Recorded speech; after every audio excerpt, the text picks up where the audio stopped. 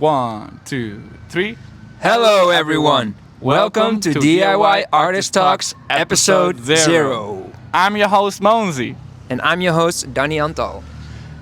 We did it. We did it. We did it. We did it. We are gonna Nice. very much We landed. entertain you in this season. Yes. We have 10 episodes ready. But Dani, why did we start doing this? Yeah, it's a good question, right? Because we didn't really start doing this. It just kind of like happened. We didn't want to start a podcast. We tried not to start a podcast. It was an effort to not start a podcast, but it just kind of spontaneously happened, I guess. In the common episodes that you see, you hear us talk about, no, we don't want to do a podcast. Yeah. We don't want to do Yeah. a podcast. And then suddenly it turns into a podcast. We have a lot of amazing people that we interviewed and invited to the podcast. Also me and Dani, we were just hanging around talking about everything DIY artist, themes you can think of, goes to gigs, goes to social media, a lot of social media in this season, I guess. Yeah, I think the bottom line of the log line of this podcast would be that the two of us are sharing experiences about being a DIY artist, and eventually we start sharing these experiences with other guests as well.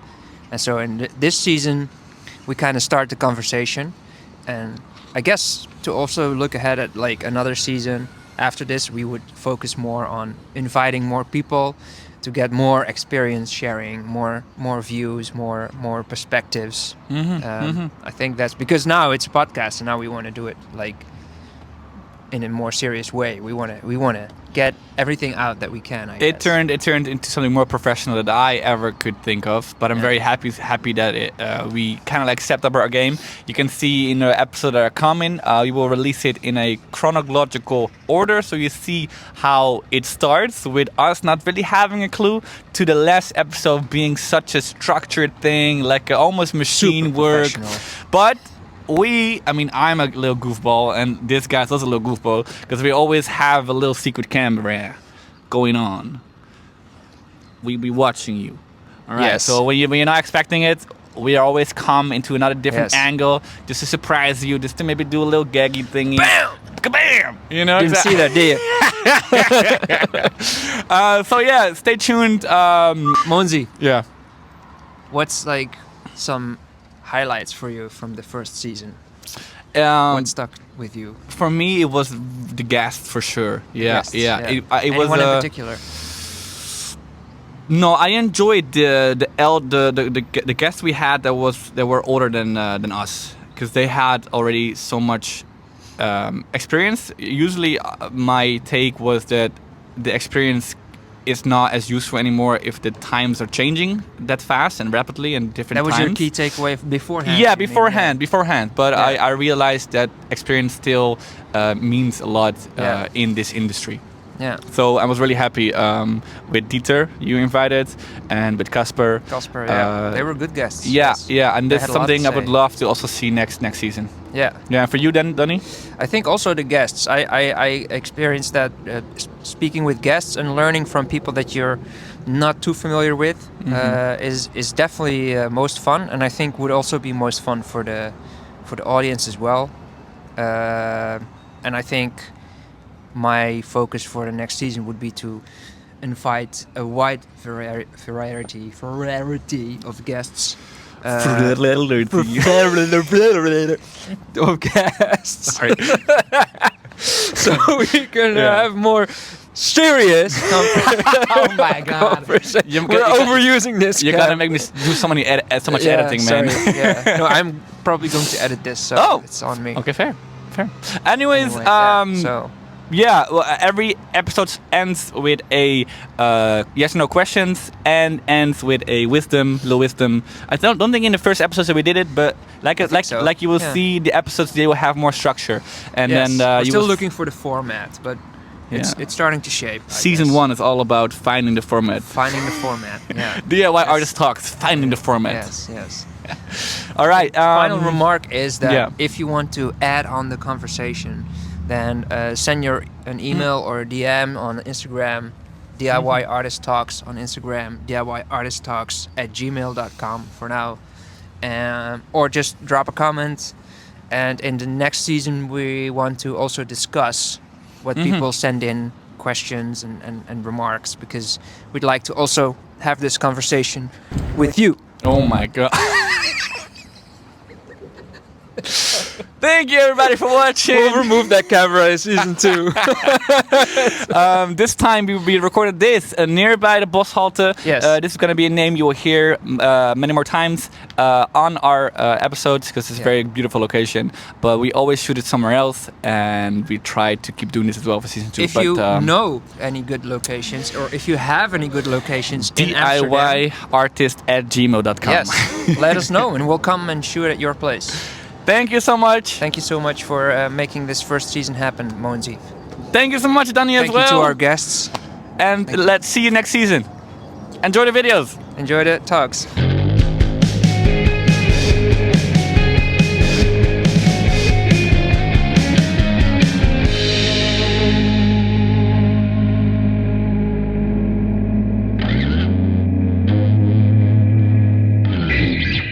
Yeah. I'm Dani Antal, and this is Moanzy. Hello. And we're starting a new thing where we're going to ask each other and other local musicians questions, but there's no other local musicians around right now. Correct. Except for the cameraman, of course.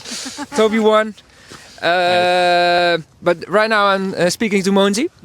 And actually I just have one question. Ask away, Captain. Is what are you working on right now? Ooh, well, I'm working on a big show in April. I organized it myself. I got the venue myself. I made the ticket page myself. I'm making a band. Getting a band together. I'm getting a band together, so I'm struggle. making sure that I rehearse with the band as well. Yeah. And I need to plan a date where we can all come together and rehearse. And It's a lot of work. It's a lot of fucking work, man. But I'm grateful that I can do this. I'm a bit stressful as well, because of the fact that You're afraid nobody will show up. 100%. I mean, the venue is pretty big. Tell it's me like about 350 people. So, Yeah, man, it's a big one. but that's what I'm working on as well. Now it's January, and we have plenty of time for, let's say, writing and recording. Yeah. So that's really nice. So that's something I'm working on too. Working to find new collaborations, writing new songs. Yeah, man. What am I working on more? Oh, It's already a lot of work. it's January, meaning that you can. Well, we are actually a bit late already, because meaning you can now sign up for certain shows in the summertime. Yeah. So you know, emailing, networking. So you're doing that as well? I do that as well. Yeah. And also organizing monthly events like Moanzy Showcase, Moanzy Open Mic. Yeah. I want to get back to Moanzy Jam Session as well. Ah, yeah, the one in South. Exactly. Zuid. Yeah. And what I want to work on too is called Moanzy's Monthly Meeting.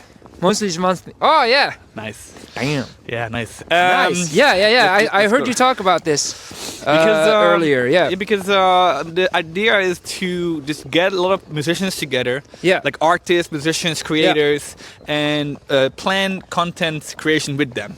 Yeah. So like let's plan something we can do with a group that it looks nice on camera, but also let's talk about our experiences. What worked, what didn't work, what are you working on? To inspire, to help, to build. Yeah. So this is everything I'm doing right now. Exactly. Especially the last one is nice, because actually that's the same kind of, that's the reason that we started hanging out. Exactly. Because you wanted to start collaborating with other musicians to make some content together. 100%. And now we are doing it. And now we actually have a third guy with us filming this. This guy. Look at this guy. He needs a raise. Come on, man. Love for Tobias. Wait, this one? Yeah, do the Gen Z The part. Gen Z one? No, this one, I learned this one in Japan. Ooh, that's also nice. Yeah. It's a heart or whatever. Cool, man. Yeah, man. All right, back to work. All right, let's go.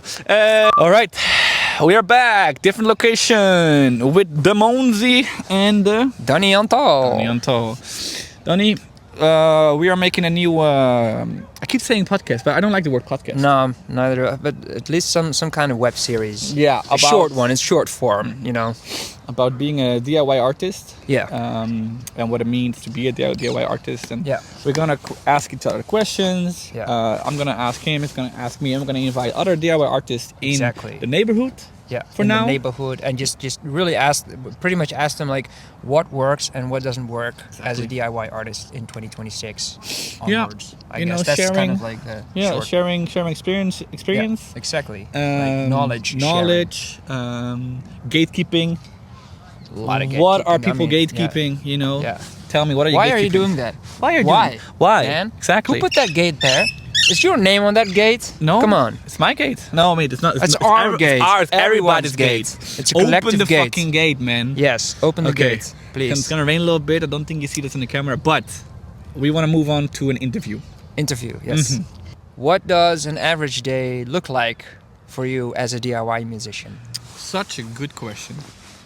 Such a good question. Yeah, think about it. As a DIY artist, I think you are, let's say, 10% making music, 10% recording music, and the other 80% you're doing a lot of different shit.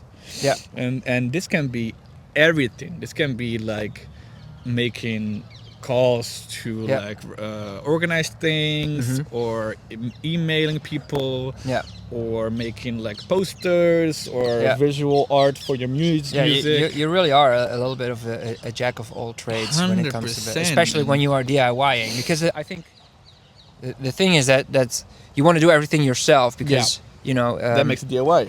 that makes it DIY. Yeah, yeah.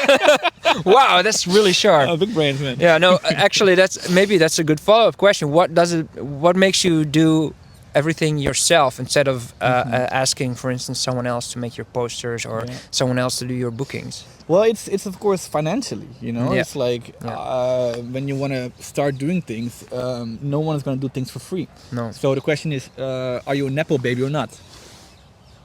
Look at you guys. Because if you're a nepo baby, you know, you have the resources to outsource everything. Exactly. But if you're not a nepo baby like us, then Yeah. you wanna. If you're real. Yeah, I mean, you're fucking real if you're not a nepo baby. Yeah. I'm saying this now so many times. Yeah. And you want to outsource it. Not you don't want to outsource. Sorry.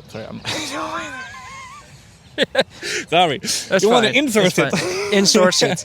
That's You a wanna- nice term. Yeah, right. Insourcing You want it. to Yeah. insource it because Yeah. you wanna make sure that you can do it all. Yeah. Because you're not relying on someone to make what you want to make. Exactly. And lately, I've been thinking about what I want to. Why do I want to share? Yeah. Now, why do I want to share?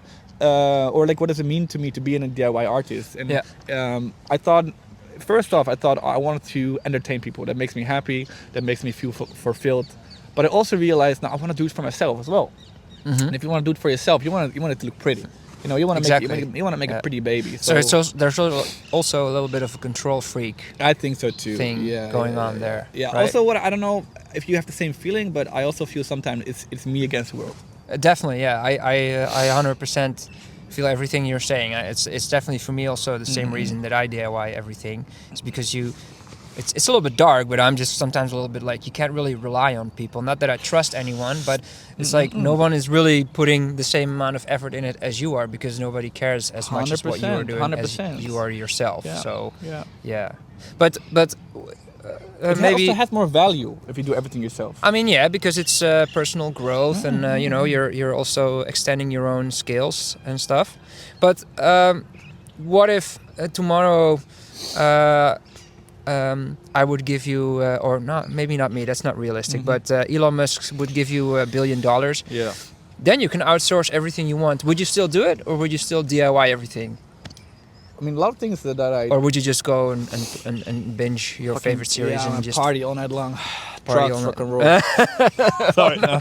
Are you that kind of musician? No. If I got all the money in the world, I think it's at this moment it's hard to give things away. Yeah. I had a call yesterday with an organization that also gave me these futures. If I pay them monthly, they take a lot of things out of my hand. Yeah. And I told them, well, it sounds very nice and it's something I probably want, but it's hard to give up right now. I can imagine. Yeah, because you know you made yourself do all these things that you might not want to do, Yeah. They're part of your workflow right now. Yeah. Right. Even though I don't like editing, it's something that I made myself do, get better at doing it. Yeah. And if you, it's hard to give this all away. Like, oh, you do all these things now, and I can finally work on my music. Yeah.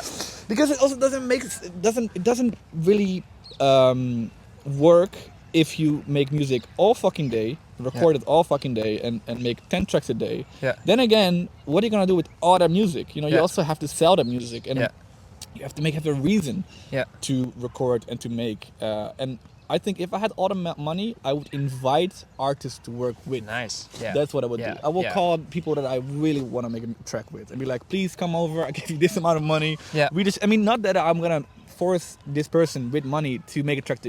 No. But for you can exposure, actually. but really to like enjoy making music together. Exactly. Yeah. Get inspired. And maybe you know? maybe it's an extra little incentive that you can create for other people to join your project. Yes, because I think making music together is a lot more fun, but it's also like organizing to get together and what's in it for the other one is definitely tricky. Yeah. So that's why you always resort to doing it yourself. If you have all the money, there is no There's no reason to give up anything. Yeah, anyway. exactly. It's not like oh now I have people working for me. But you also don't need to make money anymore. No, true. But say you do have all the money in the world again. Is there one specific thing that maybe you would be like I could go without this? Maybe like for instance, for me, I think it would be the booking stuff, the organizing stuff, like something like that, the boring stuff. Yeah, that would be nice. Yeah, that would be nice. I definitely feel you. To give that up will be nice because then you can just. Not that it's not fun. It feels great when you are able to organize something yourself. Yeah, you know, have a successful also show that you organize. But I have the feeling. I don't know if you share the same feeling, but if you organize everything yourself, like your whole show, playing that show is not rewarding as it should. No. Exactly. Yeah. I feel you. Yeah. Because you're like micromanaging everything that happens. Also on the day itself, and the best thing is just to get invited by someone and be like, this day you play, and you come with your gear, you come with your band, you come and with you can your let friends, go of everything else, and you can just do your show, and then afterwards you can just chill, sell your merchandise, or just talk to your fans, or your friends. Definitely. Yeah. And it'd be so much easier than to also after the show. Be like, oh, but now I have to sell my merch, or now I have to talk to these people. Now I have to see how much money we make. Yeah. You know, that's just too much impulses. Yeah. That I wish I could let go of. Yeah. So preach. Please. Yeah. Anything else? It's getting dark. It's getting dark and raining. And our poor swordman. The swordman. The swordman is bored. He promised us that he would walk in the shot. Or we would do his like jingles, but he didn't. And I'm so sad now. There he is. This guy. It's nice that it's getting darker now. You can actually see his sword. It's a nice contrast. Ooh, nice. So I think we're gonna wrap this up. Wrap it up. Yeah. I'm the interviewer. I'm saying we're wrapping this up right now. Any closing statement? Or do you have to ask me for a closing statement? I guess. Yes. Anything you would like to share as a final remark? A good question. Good question. Yeah. Keep doing things yourself. Yes. And I am pro having a side job, even if it's teaching, even if it's theater. Just have something on the side to make proper income. I like that. Because I think you would fuel your creativity better. Yeah. Having all the time doesn't mean that you use all the time. No, you're definitely true about that. Right about that. Yeah. I feel resentful about my jobs pretty often. I think also because it's just like this uphill battle and stuff. So, but you're actually. Yeah, you're right. I think, as apart from like the financial and the capitalism, and it all sucks. It's true, but it's still like.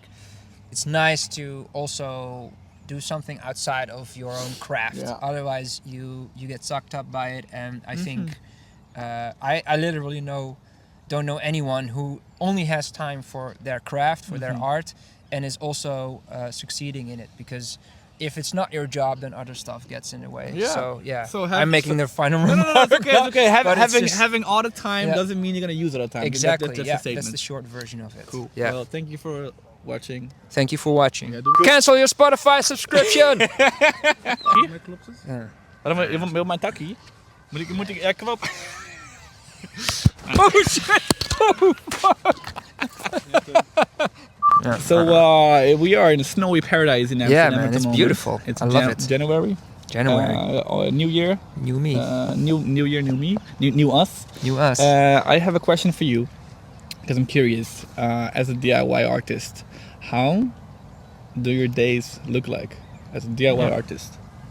It's a good question. I know. Being a DIY musician mostly means, I think, that you're not only doing music, but you're also, you have a job and then you have your music. I think so. For me, being a DIY musician, I started to embrace the fact that I have to do this next to a job, and then when I started to embrace it, then the whole thing becomes a lifestyle. So being a DIY musician, especially because I'm also a stage technician, I work a lot in theaters mainly. Okay. So to me, it's pretty much a whole picture. And that makes me feel good about myself, because even when I'm at work, not really working on my music, I feel a little less bad about not working on it per se, because I'm still working in the entertainment business. Does a DIY artist have to have a second job, or No. I mean, I'm looking for ways to still have less of my job and more of my income come from, like, at least creative output. So I think, but to me, I had to like spin it in my head to make sure that a job next to it is kind of accounted for, I guess, because for now it's the reality that I live in. But yeah, an average day, because I work I work as a technician, so I work mostly in the evenings, and that's so your work is often in the evening? It's often in the evenings, yeah. So with like gigs and stuff, Yeah. sometimes it's a bit tricky because work and gigs can sometimes fall at the same time. I get it. So that's sometimes a struggle. Do you feel you have to sacrifice on your music to having a second job? Yeah, sometimes I do. Yeah, the two of them are like if I have a good run of gigs, then it's like, then now either I give up work as a freelancer, or I have to like make up for it at my job. So I have like a contract job as well. But yeah. Do you want to stay a DIY artist this way, or No, I want. Ideally, I would like work on projects the whole time. So my focus as a DIY artist to start having I'm okay having a job next to it, but I want to have it more on my own terms. And so I'm looking into voice acting and audio production right now. Cool. That's a nice little extension of what I'm doing, and I pretty much have all the stuff of it at home. And I used to be a vocal teacher. I know a lot about how to use your voice, and so I want to work more on that. Cool. What are the tasks of a DIY artist that, in your opinion, what are the tasks that a DIY artist does? Yeah. Besides music making, of course, because you're performing and maybe you're recording. What is more to it? Yeah, I think there's a lot of like less sexy stuff involved. And that's like administrative, I guess. So a big part of it right now is January. It's already a bit late. Normally I start in October, but I send out like emails. I have this like Excel sheet, and I have the system, and I just send out emails to venues where I would like to play as a solo artist or with a band. Book him. Book me, please. Help. I need money. And attention. Exactly. Most important. Yeah. Nice. Emailing. So that I try to do that daily, but yeah, the struggle of my lifestyle is that there's not always time or energy to do it. But I try to do it daily. Yeah. So sometimes I work on it for like 30 minutes. And like yesterday, I wanted to make up for lost time because of Christmas and everything, and I was kind of like just working 3 hours long. Just sending out emails and stuff. So that's a big part of it. Working on content like we're doing right now. So doing all like talking about it, but also like editing little clips and setting up meetings with you to think about how do we reach these kids, man? Exactly. You gotta reach. Well, where are you guys? yeah, but do you want to reach kids? No. What is your group of your music people who would like your music? Yeah. People you I think I have to aim on. like maybe look at it at people a little bit more my age. Wait.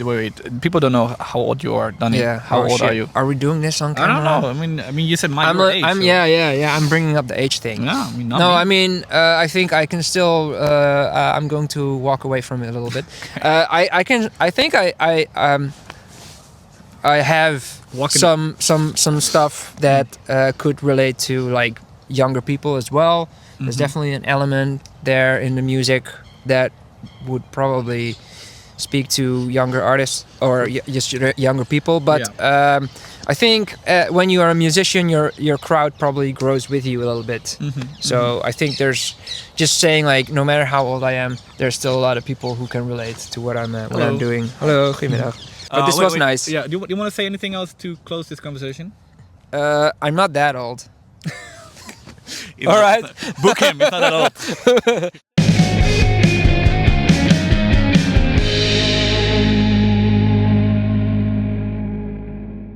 You said something about walking away from the question. Yeah. I think I want to say that in camera because I think walking away from a question is the best cut to go to us walking with a question.